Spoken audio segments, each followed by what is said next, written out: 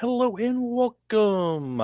I am your host, JP John Poz, with the two-man power trip of wrestling. Of course, joining me is the former WCW and ECW World Tag Team Champion, one of the greatest minds and bookers ever in the history of the business, the Games Master, the Taskmaster, the Devil himself, Mr. Kevin Sullivan. Kevin, how you doing today, sir?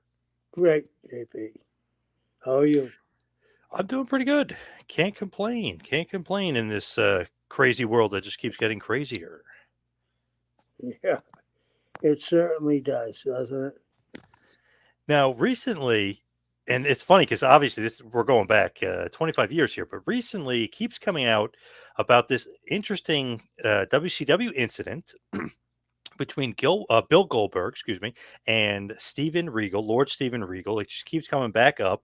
Regal has his side of it. Goldberg has his side of it. You always said you're just the facts, no bullshit. You're not going to play the political game.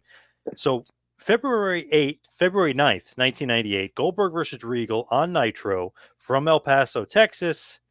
What the heck happened in this match? Because Regal has a completely different story out there. Well, I'm going to tell you what I think. I told an agent something, and I'm not going to tell you who the agent was. I'm not going to put Regal in a position to get squashed. Bill now has gone through everybody like shit through a goose, right? Yep. It's learning time. It's time to learn a little. Let's change the match somewhat. On this one, I think that there was some real bad miscommunication back in the dressing room. I take the blame on myself for not being there. It's hard when you have a person like Regal and he's in with Bill and you're going to ask him to teach him because Regal was so great without explaining it to Bill. Bill didn't understand. How long had he been in the business? 6 months? Basically, yeah, if you look at it, yeah. He was a neophyte. He had no idea. We had given him the match just before. Now it's time to learn because you're not going to be able to do that with Hogan, right? Nash. You're going to have to start to learn to do some stuff. It was a miscommunication. I think they both should sit down and talk sometime because they're both right. Bill thought he should have done what he was doing, and it wasn't the time. It was time for him to take another step in the learning process. And Regal did nothing out of the way because there was one. I had seen the match just recently. There was one thing that Bill looked very clumsy on, right? Yeah. It was like in a side headlock or something by Regal. And Regal would have talked him into it and put him in the position, but Bill kind of fell out. You know what I mean? Mm-hmm. He was in there to learn. So that's my take. How come nobody will reveal who the agent is? Regal won't reveal it. I don't think Goldberg did. How come nobody will reveal who the agent of the match was? Because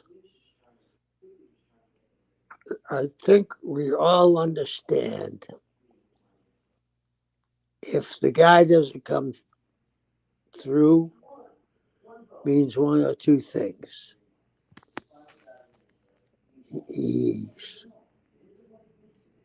no longer with us, or he doesn't want to take the heat. And there's no heat, it was just a misunderstanding. But Bill made such a big thing of it. Shit, we've all had, even Ric Flair's had shitty matches. Where he made a big thing of it. He even put in his book about it. He was still pissed about it and said that Regal didn't take care of him, took some liberties with him. Do you think that Regal took some liberties? No, that's the European work. That uppercut. That's hey. It's time to. When I wrote it down, I probably wrote it down a month too soon. I should have put Bobby Eaton in there with him, or somebody to teach him a little bit more before he got to Regal, because Regal was a physical worker. He wasn't taking liberties. Believe me, Bill's a tough guy. Regal's a tough guy. It would have ended up being ugly. So, no. So it was because Regal says he was told to have a competitive match. So even you're saying it was supposed to be somewhat of a competitive match. It was supposed to be like, I heard I've heard people say 60-40. I would say maybe 65-35. But Regal had to get his 35 or 40 in. If someone tells me 35, I'm getting 45 in. But do you think that that was smart of you guys at that point with Goldberg to do that, or did you think like it's not going to make him look great on TV? Well, we pick. Well, how many times, as big a pop as he got, could he keep doing that before he could work with Hogan, Nash, Hall, name a bunch of other guys? You know what I mean? He couldn't keep on just smashing guys. He had to learn to at least register.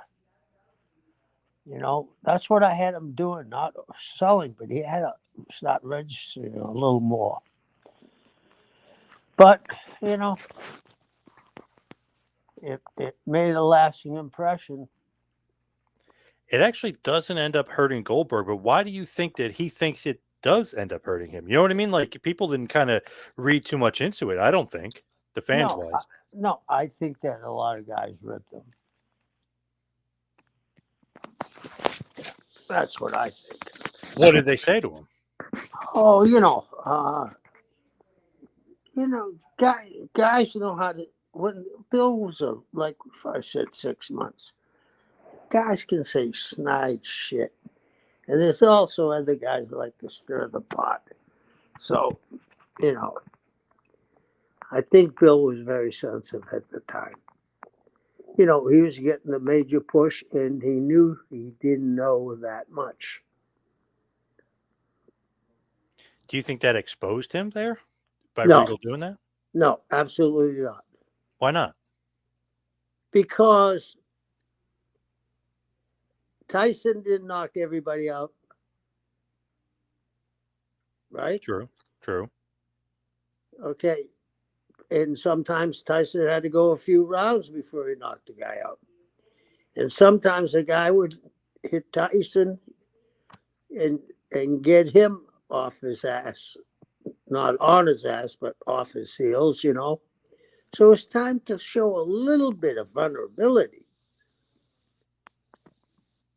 Do you think that if you really look at it, that that's what the fans wanted too from Goldberg to see a little bit of that? Did they want to see a little bit of a chink in the armor? I don't think they want to see a chink in the armor, but they want to see the armor at least be dented. You know, and Regal, hey, Regal had a great run. Regal was looked upon as a very good performer and a top guy.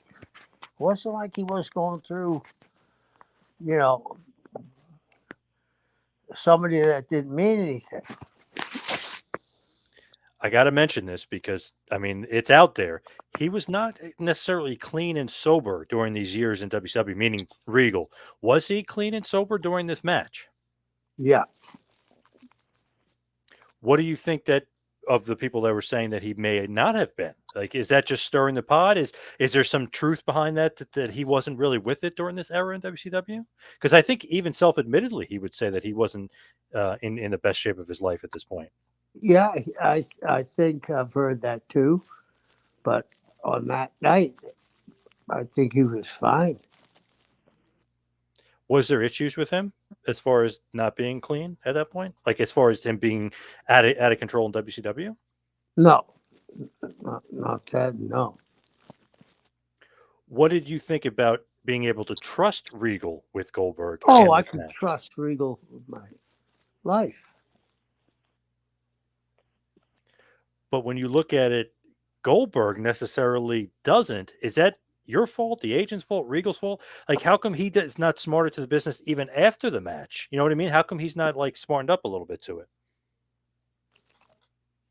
Because he had been Superman and somebody had exposed a little kryptonite on him and he didn't know how to take it. It didn't hurt his career at all, did it?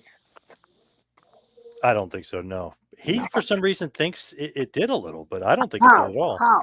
How? How? I don't know. He just seems bitter about it. That a guy tried to take liberties with him. I don't know how he thinks he tried to take liberties. I don't. You, Liberties to me is when someone smacks you around and they call it a working punch. there's a couple times in the match where he slaps him, but Regal always did that. You know that open palm strike, whatever. He Yeah. was he kind of made a point about that, but that was part of his offense. And the European uppercut. Yep. I mean, it's a different style. That's what made WCW so fascinating. I And mean, I just watched the fight. Who was the super middleweight that was 41-0 from Wales? Do you remember? He had an Italian name, even though he was from Wales. He's one of the greatest super heavyweights, not super heavyweights, super middleweights of all times. Well, he was knocking people out like Goldberg. He had he retired 41-0, but he got knocked down a couple of times in different fights.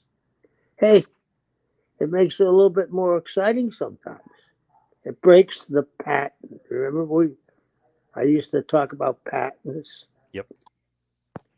Yeah. Also, there was a few kicks there, but Regal likes to say they look worse than what they really are. To the fan, like me watching it, I'm like, oh, those look like stiff kicks. But they're probably not, right? I mean, in essence, he's probably pulling them. He didn't kick him any harder than anybody else did. Regal was a tremendous performer. All those English and Irish guys are. They're fabulous. They know how to work. The agent never comes forward, right? So we don't know who that is in the match. But Bischoff was furious backstage. Why is he furious? And how come, Regal's getting the brunt of it and not the agent or not even maybe you as far as Bischoff being pissed?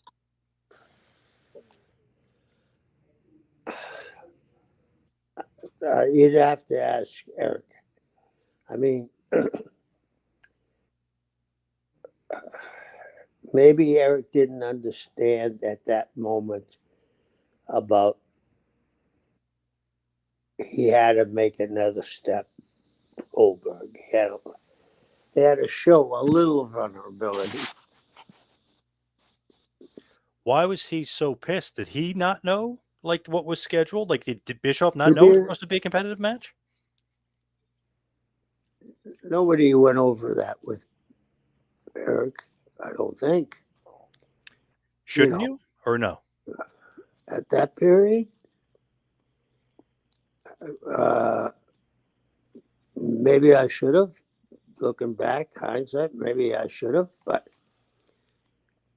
Bill, I created Bill, and I thought it was time for the bolts to be tightened in the neck and the Frankenstein monster.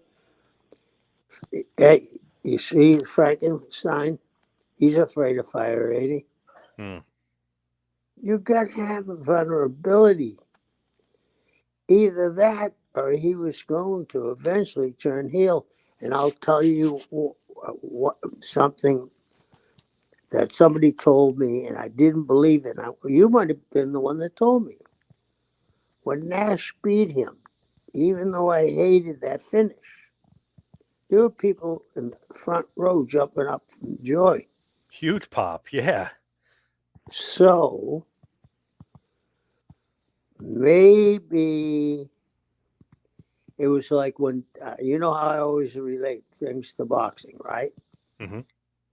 It was when Buster Douglas, who was what, 70 to 1 odds, Oh, maybe even worse. Yeah, it was bad. Yeah. and he beat the shit out of Tyson. Yep. People popped. Big time. Yeah. It's funny going to WrestleMania 9 when Hogan beats Yokozuna after Yokozuna beats Brett. Brett and everybody were complaining that Hogan won. That shouldn't happen. That was bullshit. The crowd goes nuts. So, I Yeah. mean, the crowd loved it. So sometimes you got to go by the crowd sometimes. You got to go with what the people want. Like somebody mentioned to me, uh, do you think LA Knight can beat Roman Reigns? He better not. Let me ask you this. Real simple. There's wrestling, right? Hmm. And then there's the wrestling business. Hasn't there been a huge merger? Yes. When the merger came and the WWE was doing so good, coming off their WrestleMania, who was champion? Roman Reigns. Now you're going to Saudi Arabia. There's a little bit of turmoil in the company right now, again, isn't there, with Vince? So they say with Ari and Vince and Yeah. do they really want Triple H to be head of creative? They really do, not Vince, but yeah, Okay. Would you pull the trigger now? not a And then chance. next week, and then 2 weeks, the ratings be down? Nope. And I love LA Knight, but you don't think heads would roll if they went down the next week? Yep. Big time. Too And risky. Too risky. and the other thing why it's risky is the political climate right now. That match is coming from the Middle East. Right. You don't know how many uh, Jewish Americans are going to turn that TV off. Hey, I think Reigns. I'm loving this Bruno Sammartino rumor that they're going to try to have him go towards that record, which is 5 years away, by the way. So I think it's far off. But I Yeah, love that that's a rumor out there, and I love that people are getting mad about it. yeah. I don't think he'll do that. I think he's going to. What does he have to? He has to get to win WrestleMania 40 to beat Hogan's streak. Yes. Yes. That's what they're going to do. And it's funny because they say Backlund has a longer streak than Hogan, but not technically. So I'm a huge fan, and I would love talking about the titles. So technically, Backlund's title run is two different runs because he lost to Inoki in Japan and then won it, then got it, got it gifted back to him. Right. So technically, Backlund's title run is 4 days shorter than Hogan. So Reigns could technically pass Backlund on his way to WrestleMania 40, win WrestleMania 40, and then pass Hogan, and then he'd only have Bruno's two title runs ahead of him, which would be nuts. No, he wouldn't do. He ain't going that far, brother. He'll be in Hollywood Oh yeah, yeah. with Rock directing him. But I love that that's a rumor out there because Bruno's title run was 8 years. So Yeah. technically, he would need 4.5 more years after This is how. WrestleMania. This is how crazy we all get about wrestling. Yeah. Because that came to me the other night. I said, wasn't Bruno 7 years? Now you tell me it's 8.5. God. Yeah, I think it was eight. I think because it was 2,100. 35 days, if I'm remembering correctly. Let me do the math. 2135. Oh no, maybe it is 7.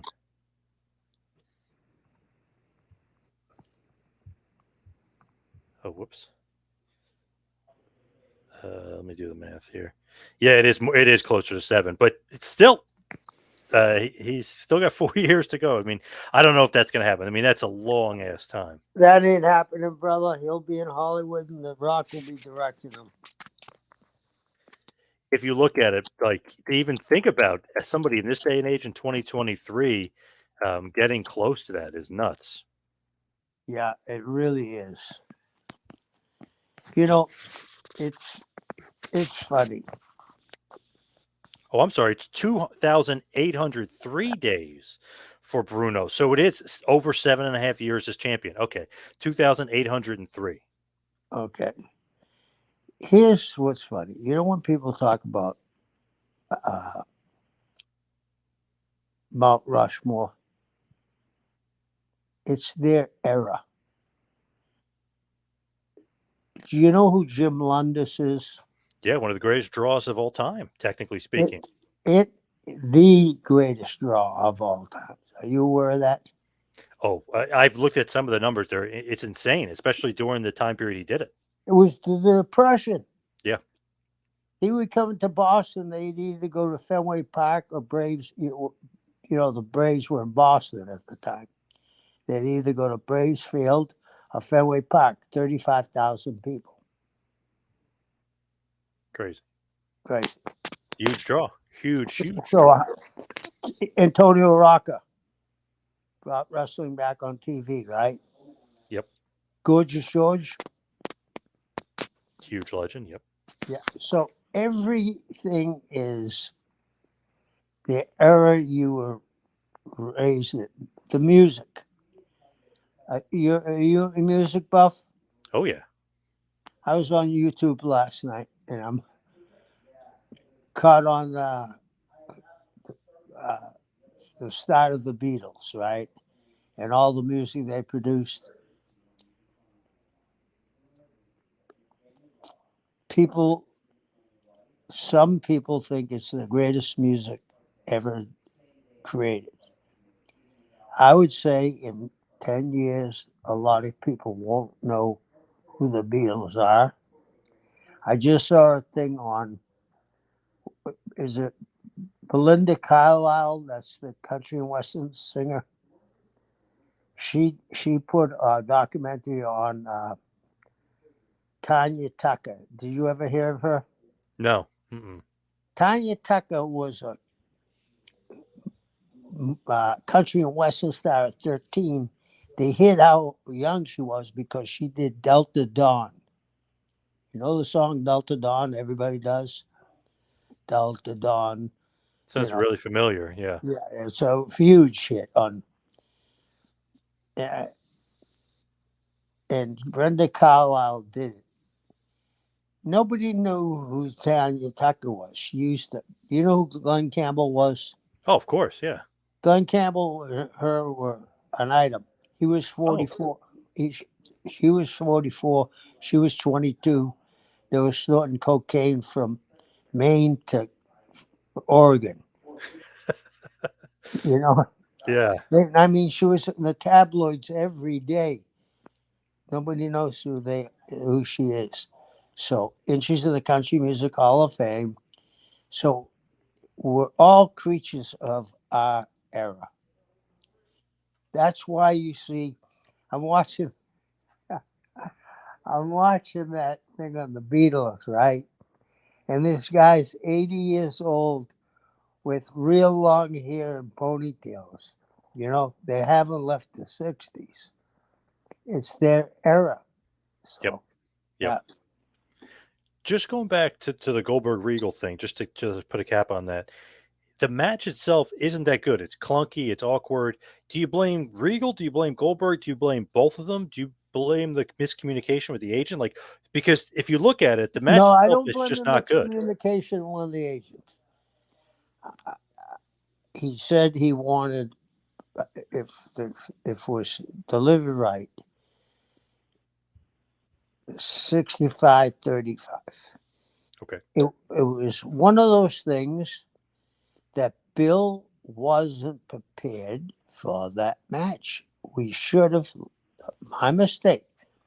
I should have put Bobby Eaton in there for a week. Bobby could have maneuvered him around. Regal, I believe, thought he could probably, Bill could probably have done more. Do you know what I mean? Yeah. Does Regal think Goldberg is more advanced than he is at that point? I think so. I think so. Because it's one of those things where he's not really leading him around. You know, like Flair will literally, like if you watch his early matches against Sting, like they were talking about, Flair, like he literally will lead him around. Regal's not leading him around at all.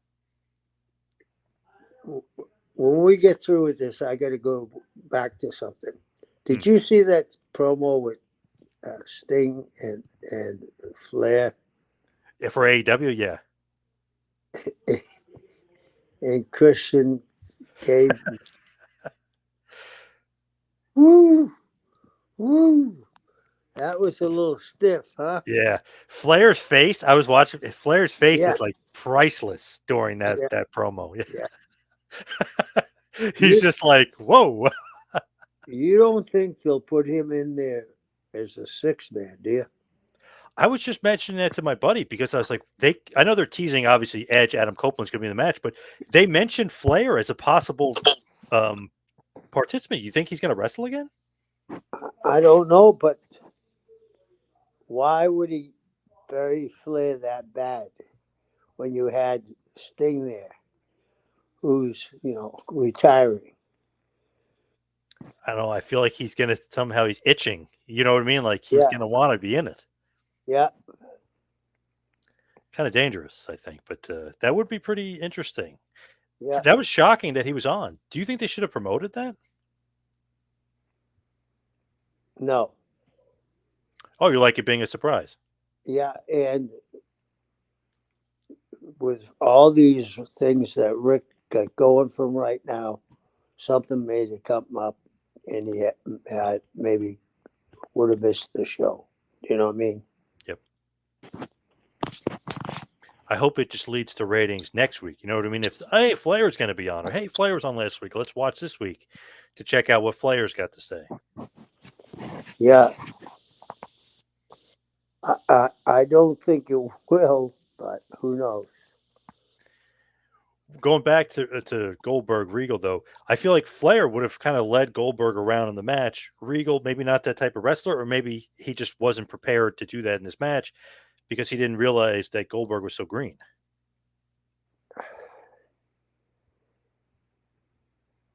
Regal was an offensive wrestler. Yeah. That's the difference. Rick was a defensive wrestler.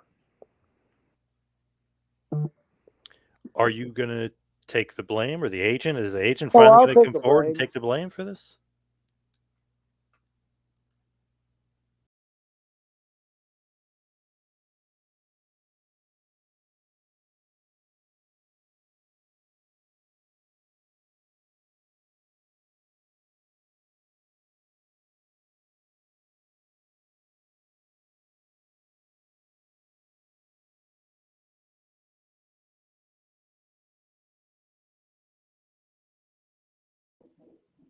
I'll, yeah, Yeah, you're gonna take the blame, you said? yeah. I should have been more on top of it. You say you should have been more on top of it as far as miscommunication with Yeah, the guy? because not that. I should have gotten Bobby, maybe a Stan Lane, uh, some of the guys that could have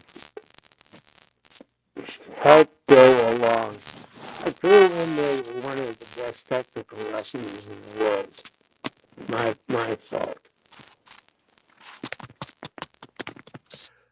So as far as this feud, obviously Goldberg and Regal. Well, not feud, but this kind of war of words between them. It's interesting that it's almost still going on today. Regal almost is still kind of defending himself to this day in various interviews and stuff when asked about it. But he won't bring up the agent. He just seems like he's almost annoyed at answering this question over and over again now.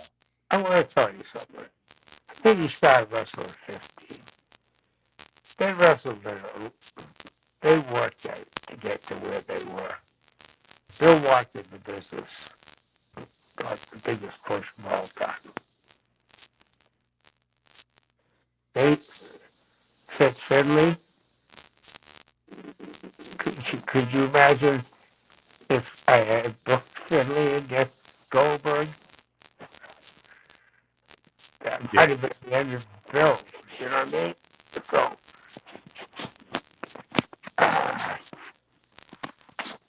yeah, but you gotta progress. You can't just stay stagnant. And I think that's what's caused some of the rift you always had with the WWE, don't you? Yeah, for sure. Yeah.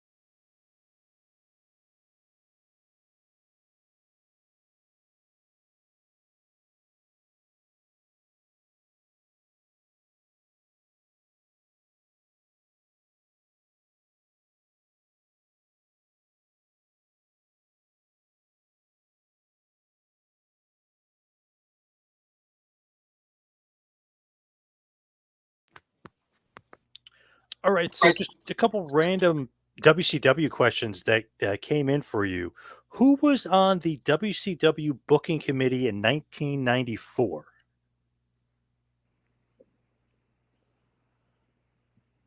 Flair, Cornette.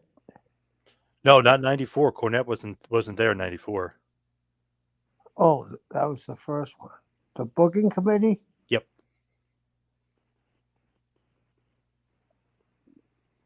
Wasn't Ole running that?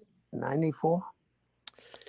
94, you're there, and Hogan's on his way in, so I think Ole is out. I'm not sure who was running it then, but somebody was running it. Bischoff brings you in, right, to help out booking. No, he brings me in for ideas. I, I'm. I don't take over until Hulk gets there. So would the committee be maybe you, Dusty, Flair, maybe? Just as far as like No, who's helping with the booking I, in '94 no, before Hogan? I think Dusty was the booker. Oh, okay. Yeah, yeah. When Hogan gets there, that's the starting point. You're the booker when Hogan gets there. Not immediately when we went on the first trip to overseas. Hogan came up to me. What do you Yeah. say? He said, "Can you do this for us?" I said, "Yeah." Now, not Bischoff, but Hogan is asking you to be the booker. Hogan and Bischoff. Yeah, Oh, okay. But obviously, Hogan's kind of pushing it, though. right. Why do you think that is? He trusts you more than he trusts the other guys? Well, he grew up watching me. He used to come to Tampa Armory every Tuesday night. Big thing with him is trust, though. You think that maybe he trusted you also more than Dusty and Rick? Yeah, and I never asked him for a job. And you thought that obviously he took that in the right way. You know what I mean? Like, Yeah, this yeah, guy's not asking for anything. He doesn't want anything, but I think he would be good as the booker. yeah. And I had booked a few places before that pretty successfully. Is that something that scares you a little bit when you think about it? It's like, okay, the head, like the guy that we just brought in, the head of the company, Bischoff, he's been there for about a year or so, but I mean, we just bring in a big star wrestler like Hogan, and he's kind of calling the shots. Did that scare you at all? No, he was Hulk Hogan. You know what I mean? Again, let's go back to eras. Was there anybody ever bigger than Hulk? No, never. There it is. Are you okay with a wrestler calling the shots, though? You know what I mean? Are you okay with that? He wasn't calling the shots. He went to talk to. They both talked to me, and but I think he felt comfortable with me. Do you think that comfortability was one of the things that was because he watched you, or because he saw how you booked and was like, "Man, this guy knows." Yeah, he saw how I booked. I mean, just because he watched me, he wasn't going to give it to me. No. He liked your track record, if you will. Yeah, When you start to book and stuff, who's it like under you as far as creative and booking committee? I brought in Arn to help me. Arn was a big help. Yeah, What I about Mike did it for Graham? he came in later, but I did it by myself for a long time before Arn came. Yeah. Do you literally put it in a book in a notebook and like do it that way, or is it all in your head? I kind of you mean when I was doing it, Yeah. Yep. I would sit down in a quiet place, mostly on the beach, and look up in the sky and like watch a movie and say, okay, how, where is this movie going, and who are the monsters, and who's the Justice League, and who's the League of Monsters, and that's how I kind of put it together. Would you be partaking in any extracurricular activity when you would do booking or no? Oh, sometimes, yeah, yeah, yeah, yeah. Sometimes you'd have to, you know. I mean, you know, as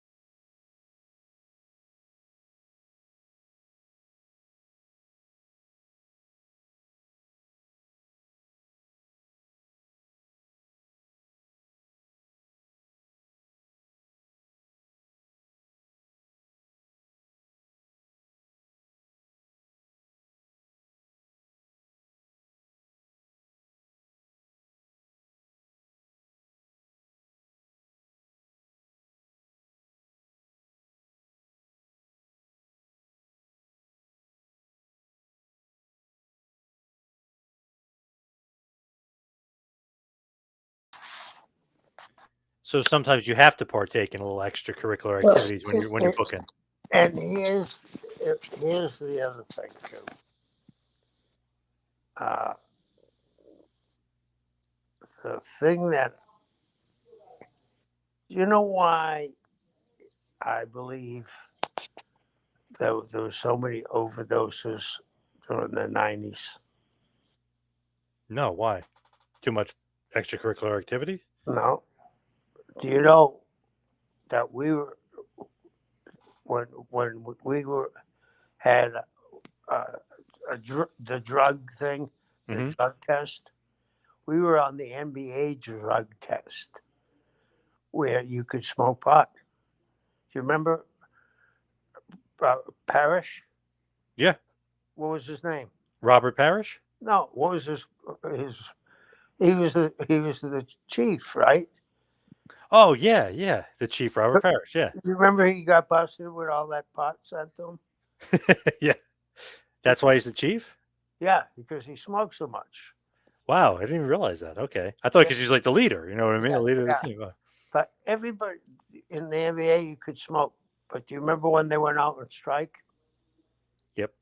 They took that away from them. I had up until that time, I had seen pills very rarely. So it it made a lot more sense, especially now. Do you know what I mean? It's almost like people people look at people that, and I don't smoke anymore. So uh, people now look at people and say, uh, what is going on? Uh, how is this ever illegal? It's going to be. I I think they're going to make it a federal deal. It's still. You know what I mean? Yep. Yeah, Definitely. yeah. Another random question for you. Thoughts on Rick Rude winning the WCW World title at Fall Brawl 1993? Really, I guess the NWA World title, aka International title. But what were your thoughts on Rick Rude becoming world champion? I love Rick Rude. Loved him. Loved him. He was at my birthday party one time, and that's when I was living in Daytona. And Percy, was his manager. Percy dabbed him with some acid, and they had to drive 60 miles back to Tampa. But Oh, God. I love Rude. He was a great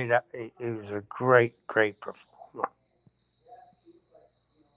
When you look at him as world champion, buying it easily? I mean, definitely world Easily, champion. easily, easily.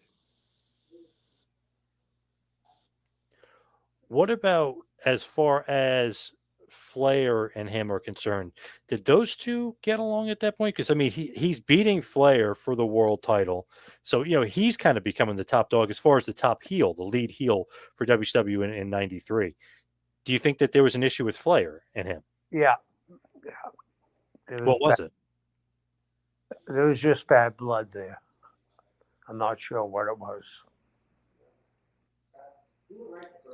Why did they have bad blood though? I'm sure it was, professional, like you said. One's going to pass the belt. When that happens, does Flair normally get like that? You know what I mean? Like, I don't know about Luz because it doesn't seem like he's. I know he's political, of course, but it doesn't seem like he's the kind of guy that necessarily gets upset when he has to lose the title. Well, and he was having problems with the office too. So they were like spanking him. You know what I mean? Yep. So it was more pissed at the office than Rick Rude. When you look at Rude winning the title, like, do you think that is the direction they should have went, and maybe Flair is a baby face, or do you think Rick Rude top heel, Flair secondary heel? You know what I mean? 1A, 1B, or you think you just like Flair as a baby face at this point? Flair is a babyface. Rude was, I mean, he got over everywhere he went, didn't he? Yep. Yeah. It is weird though. Rude and Flair, they had good matches, but you would expect if you put those two names on a paper next to each other, you would expect great matches. You know what I mean? But they were Yeah. just good, and then sometimes they were okay. So weird, right? I mean, they just didn't have good chemistry for some reason. Sometimes that's the problem. Is that a personal thing though? Like as far as them No, not being able to get along, or no, that doesn't matter? no. It's like dance contests. Sometimes your partner's good. Sometimes your partner sucks. Sometimes you both suck. You know. Yep. I just was always kind of, I don't know, fascinated or maybe even thrown off a little bit by the fact that those two didn't have like 5-star matches, so to speak. You know what I mean? Like Flair and Sting, unbelievable chemistry. Sting and Rude, unbelievable chemistry. Rude and Chono had unbelievable matches, but for some reason, even Rude carrying Warrior to so many good matches. Rude and Piper. I mean, it just goes on and on and on with Rude, but then all of a sudden it's like, wow, Flair, arguably the greatest of all time, they just didn't mesh. Yep. Yep. It just didn't happen. Very, very strange, very weird. Then another random question for you here. How would you book Hulk Hogan versus Bret Hart in WCW, other than what you guys did when you kind of had to swerve between them, that they basically had their match, and then basically Bret fakes an injury, Sting comes in, then Bret jumps Sting. So you had a match between them in WCW. I know they had some house show matches, but how would you really book a Hogan versus Bret Hart feud in WCW in their primes there? Do you remember when Sting was supposed to win that match with Hogan? Mm-hmm. I would have had Bret come down and kick Sting and get Sting disqualified. I mean, him kick Hogan and get Sting disqualified. Then you'd have a three-way dance and draw a lot of money that way. If you were going to have Hogan and Bret one-on-one, who wins, or do you do a series of matches? Creative control, my man. But how would you do it though? Would you want Bret to go over? He was the hottest thing coming out of the chute, wasn't he? Yes. You got to go with the hot hand. Are you Like trying that. to say? Are you trying to say Hogan tried to cool him off? Well,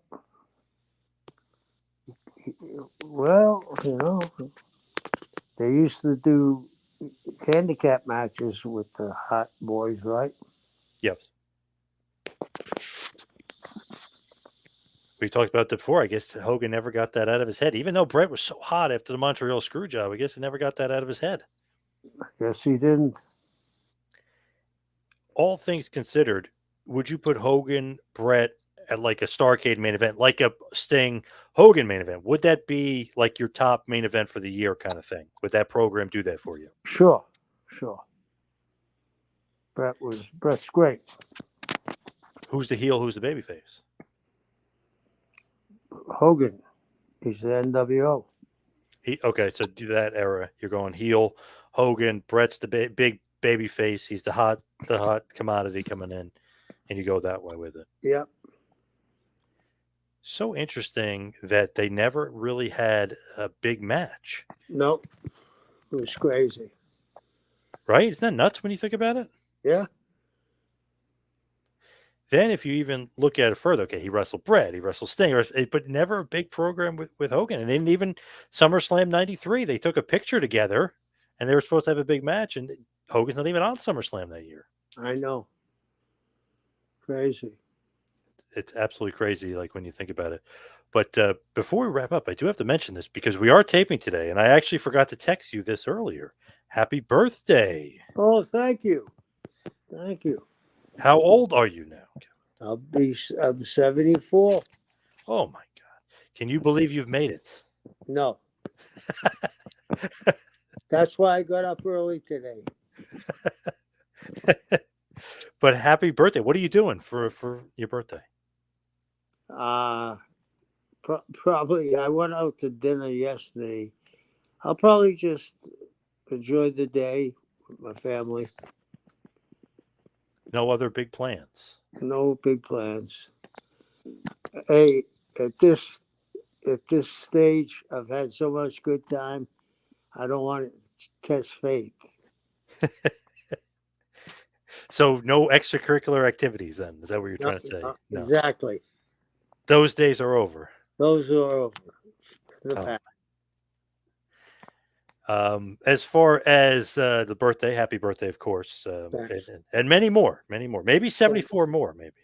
That would be cool. Thank you. I just want to mention this as well. I was talking to Father James Mitchell, aka James Vandenberg, aka the Sinister Minister, and I said to him, because we were talking about the booking of Wrath and Mortis and all that other stuff, and he said, "Hey, when you're in the business, it's much different than when you're outside the business looking in." Like I was saying, like, oh, that's kind of an interesting character. Where does that come from? And he said, hey, you got to have a lot of respect for a guy like Kevin Sullivan booking the thing, especially when you're in the business and you're starting to understand why certain things are a certain way. So I said, no, I was like, you can't be given an excuse for the Dungeon of Doom, and he gave an excuse for the Dungeon of Doom. He said you Yeah. had to do it. So I couldn't believe that he stuck up for you big time. Oh, so you finally realized what I had to do. I just couldn't believe he was. I thought it was opening the door for him to bury you, and he wouldn't do it. I was like, damn it. Well, he's a smart guy. Wait, let me ask you this. You know all those guys you saw in the dungeon? Yep. Hammer. Van Hammer. I wish. The guy with the guitar, I had him for a while. I wish he was a bigger part of it. Yeah, but yeah. Yeah. The Shark, the Zodiac. The Zodiac, the Yeti. Would you like to see them match after match? Or would you let them clump together in one spot? That is true. You kind of get it out of the way almost. Yeah. Hello.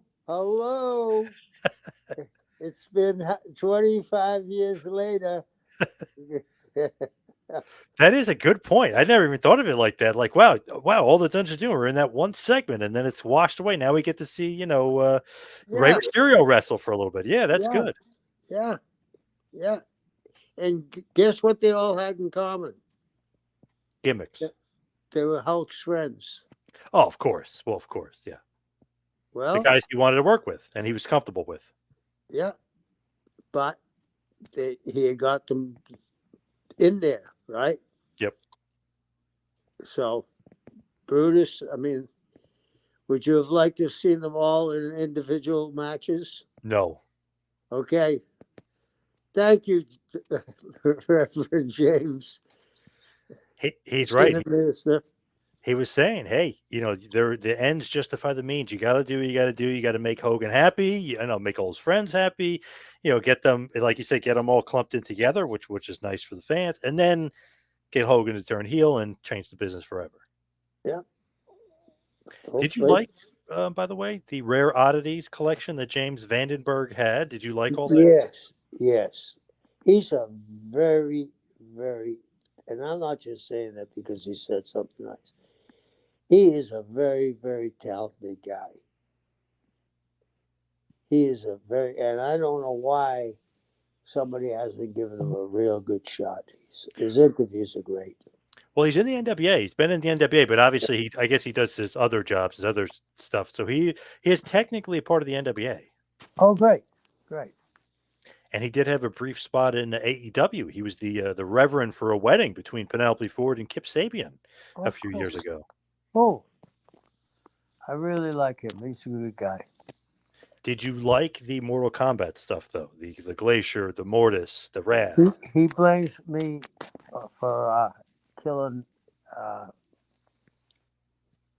Glacier because I said on an interview, Glacier, a slow moving block of ice. That's true, yeah. I guess it is your fault, technically, yeah. Yeah. When you look at it, though, I know, like, you got to have different stuff on the show, but it almost kind of would have been better off if you had the Blood Runs Cold maybe a few years later when the video games really started taking off because Yeah, it's very video game esque, very video game centric. yeah, it is. It was too, you know, too early. That's all. Okay. You gotta love James Vandenberg though. He said Yeah, he got paid a couple years without even working. So thank you, good, WCW. good for him. So let's hit the plugs. You can follow me on Twitter and Instagram at Two Man Power Trip. Check out the website, tmptempire.com. Kevin, you can follow him on Instagram. What else you got going on in this crazy world? I'm going to say Salt Lake City next weekend Wow. for the show, so I'll be there. So come Wow, on. Salt Lake City. What's going on over there? There's a convention and some wrestling matches. It's the Big D convention, so I'll be there. Wow, awesome. Good stuff. I like that. Out and about Salt Lake City. I'm sure you haven't been there in a while. Been there. I went a couple months ago. Oh, wow. For this same promotion or a different promotion? Same promotion. Oh, nice. That's awesome. Nice. Yeah, it runs 4 times a year. Very cool. Good Yeah. stuff. Yeah. All right. Thank you, everybody out there, for listening. See you right back here next time. Have a good one, folks.